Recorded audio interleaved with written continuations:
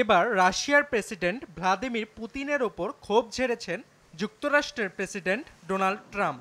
রোববার new jersey অঙ্গরাজ্য থেকে রাজধানী ওয়াশিংটনে ফেরার সময় সাংবাদিকদের সঙ্গে কথোপকথনে পুতিনকে পাগল বলেও আখ্যা দেন তিনি। আমি তার উপর খুশি নই। যখন আমরা যুদ্ধ শেষ করার জন্য সংলাপ শুরু করেছি, সে সময় কিয়েভ ও অন্যান্য শহরে ড্রোন হামলার নির্দেশ দিয়েছেন পুতিন। এটা আমার ভালো লাগেনি। রাশিয়া যুক্তরাষ্ট্রের আহ্বান উপেক্ষা করে ইউক্রেনীয় ভূখণ্ডে হামলা অব্যাহত রাখলে মস্কোর উপর নতুন করে নিষেধাজ্ঞা আরোপের হুমকিও দেন Trump. Walton Washing Machine. Simplifying life with hassle-free washing. এর আগে গেল শনিবার রাতভর ইউক্রেনে ৩৬০টিরও বেশি ড্রোন ও ক্ষেপণাস্ত্র হামলা চালায় রুশ সেনাবাহিনী।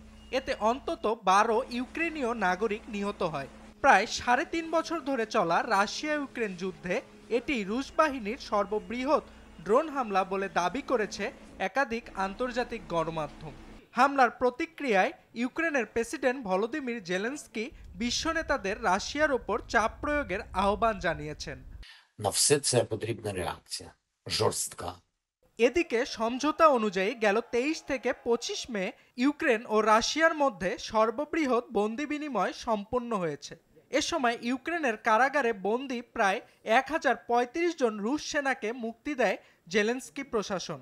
অন্যদিকে ইউক্রেনের দাবি তাদের প্রায় ৯৫০ বন্দীকে মুক্তি দিয়েছে মস্কো।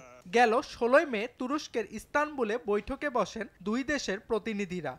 সেখানে ১০০০ বন্দি বিনিময়ে সম্মত হয় মস্কো ও কিয়েভ।